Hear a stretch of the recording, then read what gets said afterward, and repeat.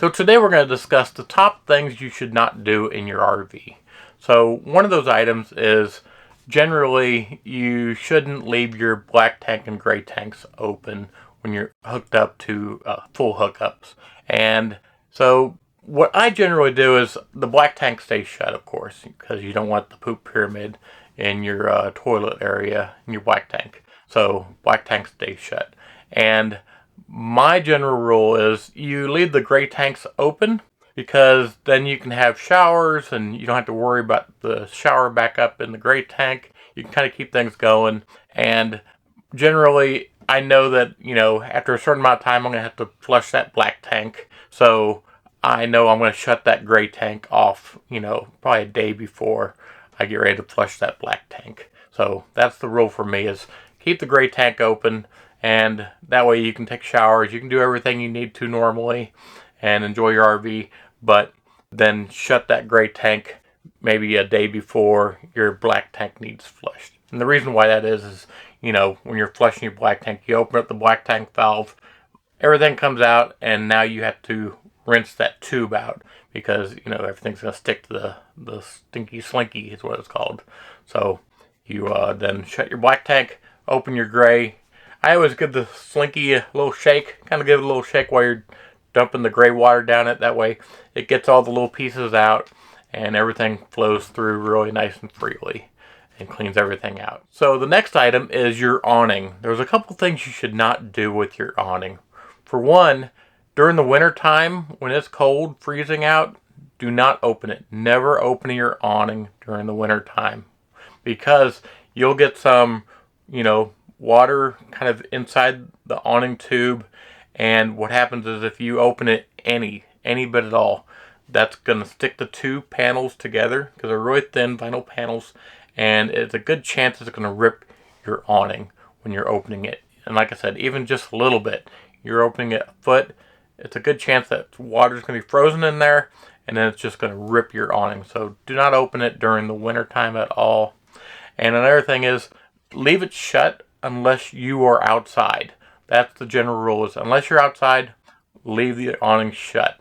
And there's a little gray area on this too. A lot of people will leave it out, maybe a foot and a half. That way you can kind of come in and out of the RV without, getting rained on immediately or sun on you. So that's a little gray area. You can leave it out a foot and a half because chances are you're not going to get enough wind to kick that awning up when it's only out a foot and a half. So the third item is propane, turning it off when you're driving. And I know there's a lot of people that leave it on because, of course, you can run your refrigerator on propane when you're driving down the road, or you can keep the heater on. But there's a reason why you need to turn that off when you're driving down the road. Of course, you can't drive through tunnels with your propane on, and there's a couple other areas where you can't drive with propane on. But there's two things that are safety concerns with driving with propane on. One is, for one, your entire RV is loaded with propane, and if you get into an accident and your RV, how if you get in an accident with an RV, the RV just disintegrates pretty much.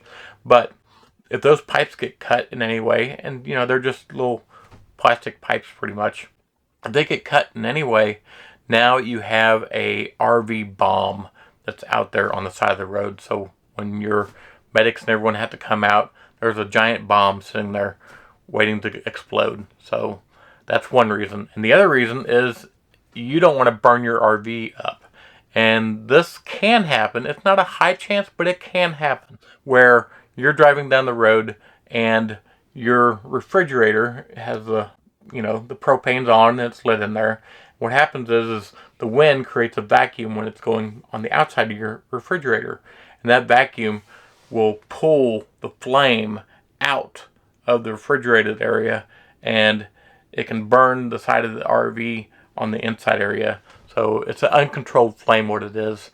And there is, it's not a big chance, but there is still a chance that your RV can catch on fire from this. So just be careful on that part. So another thing is, don't have any open flames inside your RV.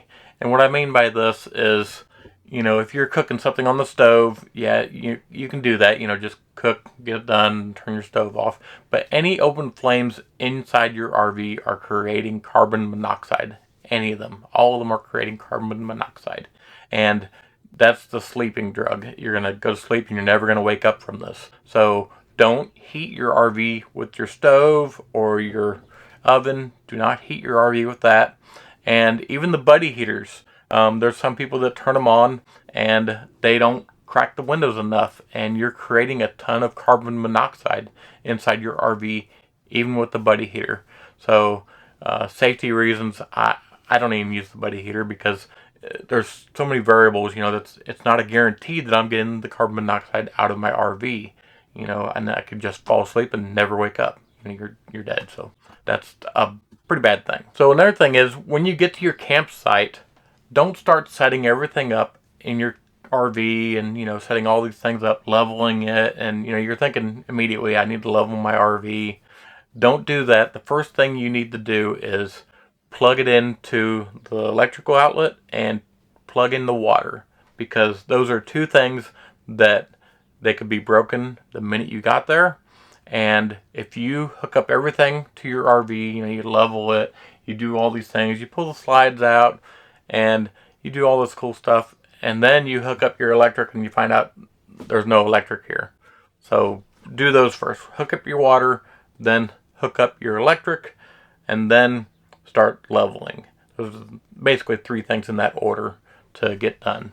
And another thing is when you're putting your slide out, kind of know the measurements. You know, some people have the cheat stick, which is just a stick that's the length of the slide, and then they can put it up against the RV and see if anything's going to hit where the slide's going out. So that's just another helpful tip when you're putting your slides out, is to have a little stick that's the same length as your slide. Another item is don't leave wet appliances in your RV during the winter time. And what I mean by wet appliances, or wet items really, is like a coffee maker. And I know you drained the coffee maker, you dumped everything out, and you put it back in your RV. But during the winter time, there's a little tiny pump this big around in the bottom of those little coffee makers. And that pump holds, you know, a few drops of water. And what happens is that little tiny pump with a few drops of water freezes and breaks the pump. And then the next year when you get your coffee maker out, and now all of a sudden you're not getting any coffee, it's dripping water everywhere, or there's problems with your coffee maker, it's because that little pump broke during the winter time. It wasn't the coffee maker's fault, it's just that pump broke because it froze. So what I do is I have a bag that I dedicate to bring inside the house during the winter months. And I put my coffee maker in there. I put a couple other things in there. This is my dedicated winterizing bag. And then during the summer, I bring it all back out and I'm good to go. Or spring, bring it all out, good to go. I got coffee maker and I'm all set. Another thing, don't forget to pack your wheel bearings once a year. At least once a year. You know, it depends on how many miles you're driving, but I generally say once a year. And there's a nice trick to doing this on your own RV, is you jack up the tire so it's off the ground and it can spin freely. And then on the front of the wheel, there's a little thing on there. Clamp the greaser fitting on it. It's a grease cert. And then what you do is you spin the wheel and get it spinning while you're slowly pumping the grease into the fitting. And the reason why you spin it is because you want that grease to start flowing freely in there. And if you don't spin the wheel while you're pumping the grease in there, the back seal on your wheel is going to pop off. And then all that grease you're pumping in there is going to go inside your brakes. And it's going to destroy your brakes. It's going to give you no brakes on your RV. And plus you just blew your back seal out. So the general rule is spin that wheel around and then slowly give it some grease.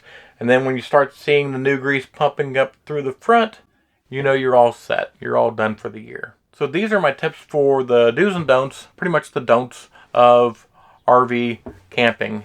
And, you know, you like what I'm doing here, please subscribe because you all make this happen. And we'll see you next episode.